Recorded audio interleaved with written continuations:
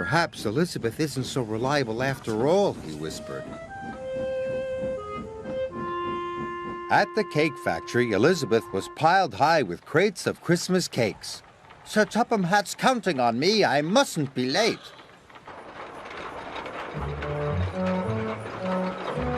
She chuffed onto the icy road. Suddenly, she was on a steep hill. Her driver applied the brakes. Elizabeth slid out of control into a deep snowdrift. Poor Elizabeth. Thomas and Terence puffed through the swirling snow. They couldn't see Elizabeth anywhere. Soon they spotted her driver. He was standing by the level crossing. "Elizabeth is stuck under the snow," her driver explained. "I need help to dig her out."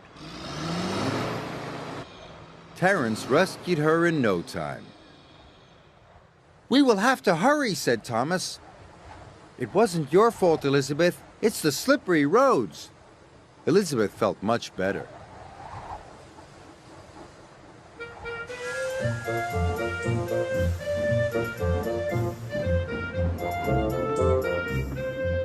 Thomas chuffed and puffed as fast as he could. They reached the docks just in time. Sir Topham Hatt was delighted to see the bakery crates and that Elizabeth was safe and well. "We'll get you unloaded immediately." "Now the children will have their Christmas cakes," said Thomas. "Well done," said Sir Topham Hatt. "Oh, thank you, Thomas," said Elizabeth. "You and I are both reliable." Thomas agreed.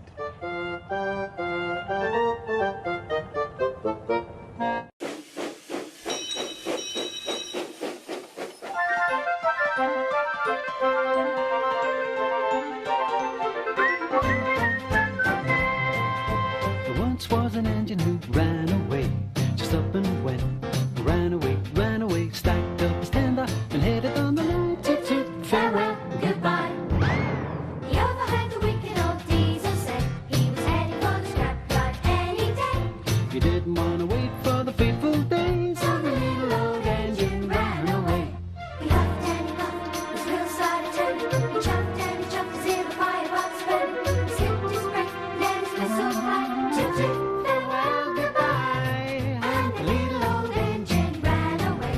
Just up and went, and ran away, ran away. Didn't feel part of the railway, so the little old engine ran away.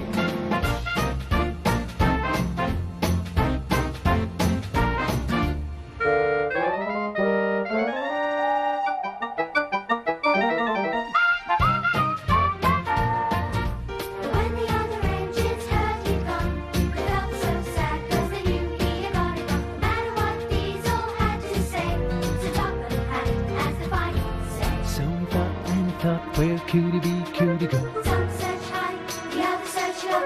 Where did he roam, where did he roam?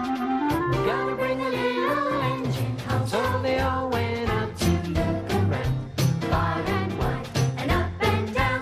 No matter where they searched, no one seemed to know. Where did the little old engine go? Thomas finally tracked him down. He was cold and blue, and all alone. I told him he was needed back urgently. Who, me? Really? Yes, you silly engine. 'Cause he's the pride of the railway. So he huffed and he puffed, his wheels started turning. He chuffed and he chuffed, the little firebox burning. He slipped his brake and he was on his way. Toot toot, Hip hip hooray! Now the little old engine's heading home. toot toot, And cheers, hear the whistles blow. 'Cause now he's pride of the railway. Look, everybody, here comes Fergus! Hooray! Yes, the little old engine's coming home.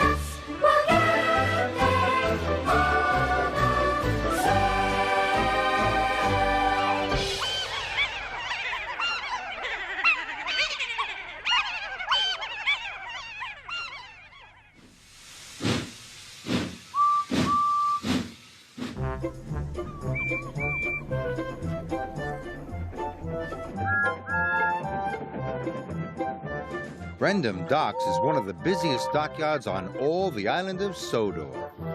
It's where ships and engines and cranes alike are busy day and night, every day of the year. But poor Cranky the Crane never gets a nap. He never gets to sleep early. He works all the time. And his only company are the gulls that settle on his arm. So Cranky is always cranky.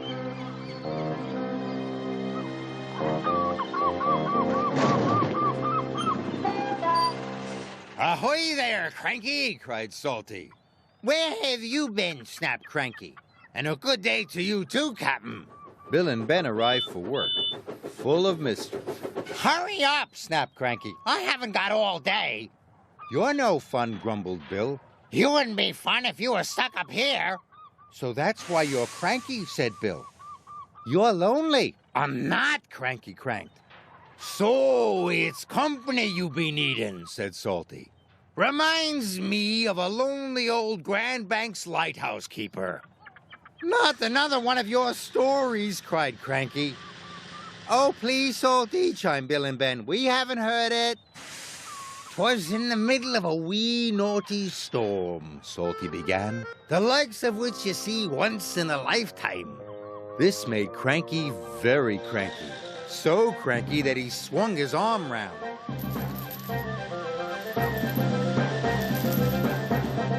And dropped the pipes onto the tracks instead of the trucks.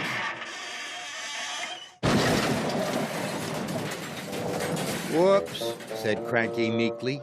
"You've blown the main now, matey," said Salty. The engines were trapped. "You're going to get into trouble," sang Bill and Ben. Sir Topham Hatt was in his office being measured for a new suit. When he heard the news, he left immediately for the docks.